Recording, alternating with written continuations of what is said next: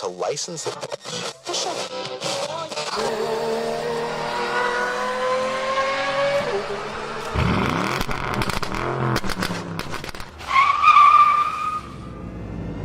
Meep, meep.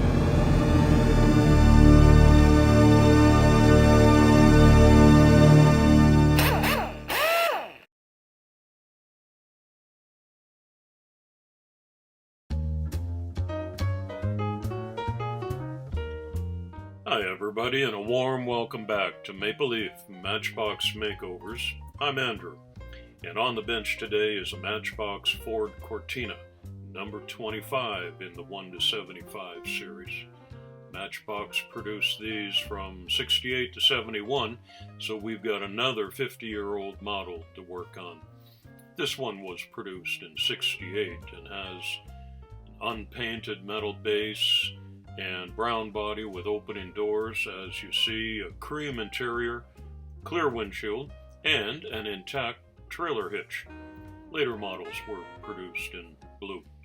And this one is in pretty good shape except for its age, as you would expect something that's been well loved and well played with. Going to do the standard strip down on this Matchbox. Standard procedure to begin by drilling out the rivets and disassembling it on the hobby bench to see what we've got inside. Good suspension in the metal base.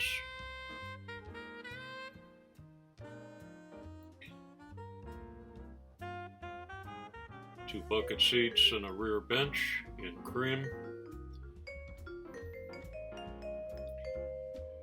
And I've gotten used to these opening doors. They were a little tricky at first, but I think I've got them figured out. There's a bit of a pressure spring hinge attachment here that pops out, as do the doors.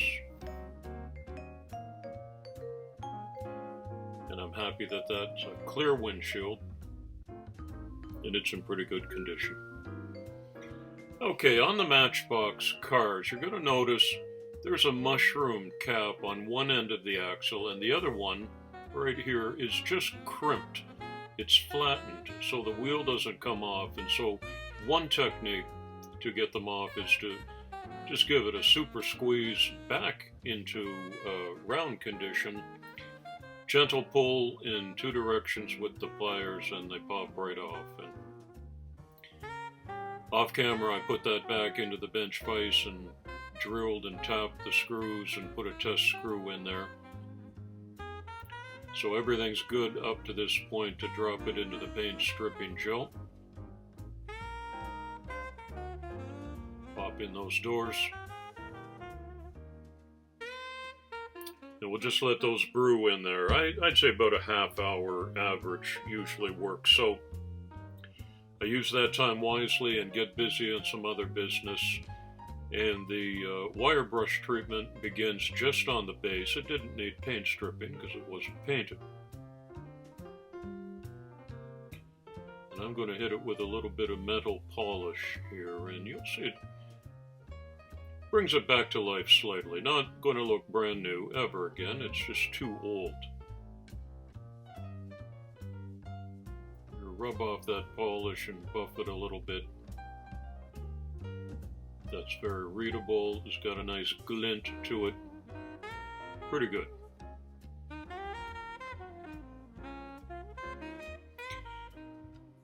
My channel is pretty new, and if you're here, we share a common interest. So if you're enjoying this video, why not give it a thumbs up, and even better, become a new subscriber to Maple Leaf Matchbox Makeovers, and hit that notification bell so you'll always be right up to date on new content.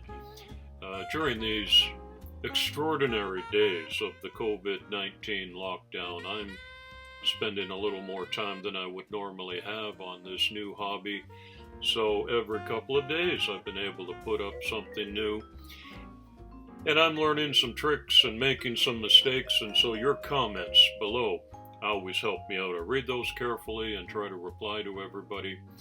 And thank you to all the people who have been following so far and given me some helpful hints. I'm going to incorporate a couple of them in this video.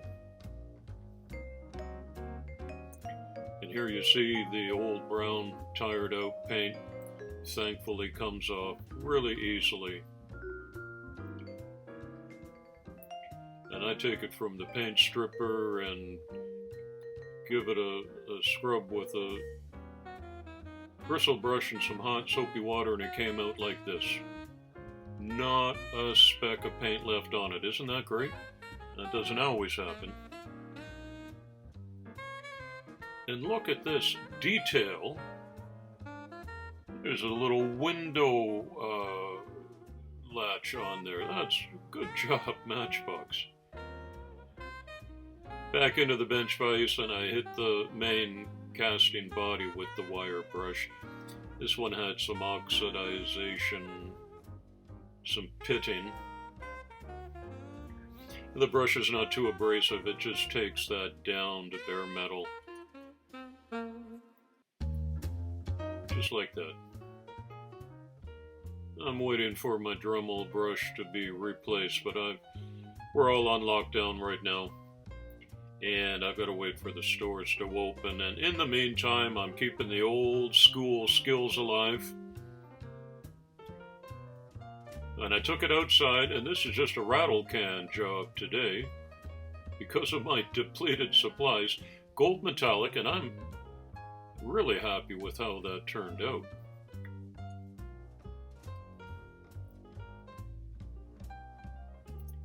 This windshield wasn't too rough. But if you want to try to bring it back to almost new, you hit it a couple of different times with increasingly finer and finer wet dry sandpaper, as I'm doing here. It doesn't take a lot of pressure, but I'm removing the old abrasions and scratches, and that's going to look really good when it's all finished up. And I have to give a shout out to my friend Hugo. Hola! From Switzerland to Mexico City. Hugo has been following some of these early videos, and he's pointed out that some windshield polish might be the final touch that I need. So Hugo, thank you. You're very knowledgeable about cars and these models especially, and that was a very good tip. And I hope you will be pleased with this final result. That's your prompting and your incentive, and I appreciate that and all of your comments. Hugo, keep on following.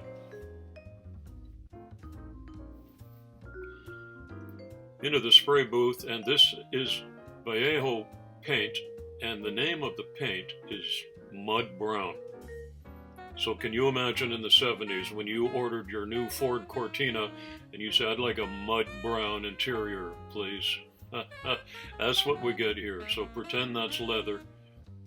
And this is going to go nicely with the gold metallic, I think.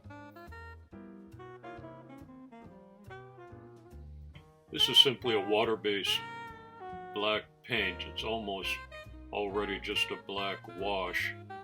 And this is to revitalize the wheels and give them new life. There wasn't too much heavy wear on them, but they lose their color over 50 years. So this jet black, back to new, and everything's drying. Well, I go take a break and do something else, probably for a few minutes.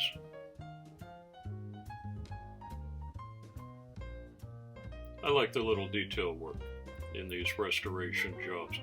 And there's not a lot of chrome needed on this one, but there's a tiny front grille and a couple of swipes with the chrome pen, which is a wonderful tool to have in your inventory.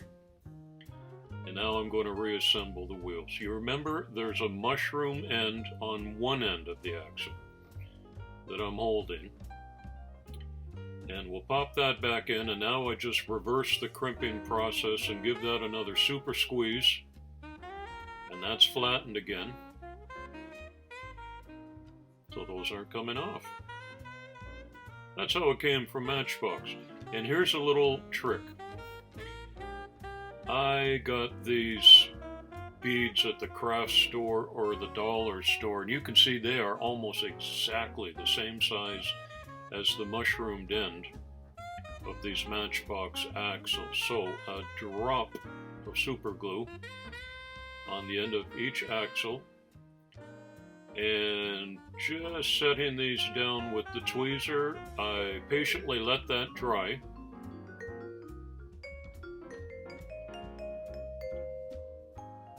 And there they are. And you know what I did? I just hit those with the chrome pen, and you don't even see the hole anymore. That's as close to Matchbox new as I can get. So all my cleaned and polished and refurbed parts go back in the way they came out. I'd already installed the doors and the spring hinge.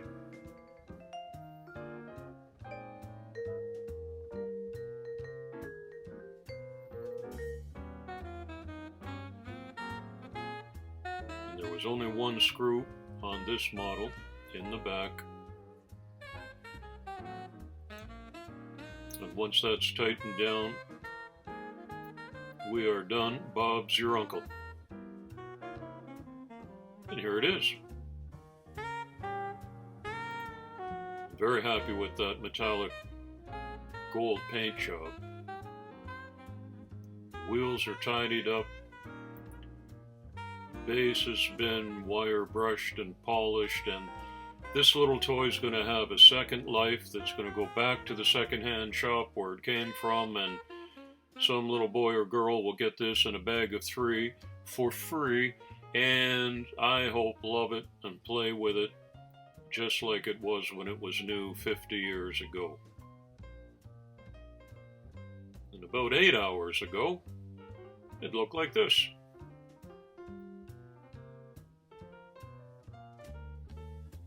Wouldn't you agree? That's a nice finished product. That's the Matchbox Ford Cortina Mark II, actually, and I'm glad you came by. It's coffee time.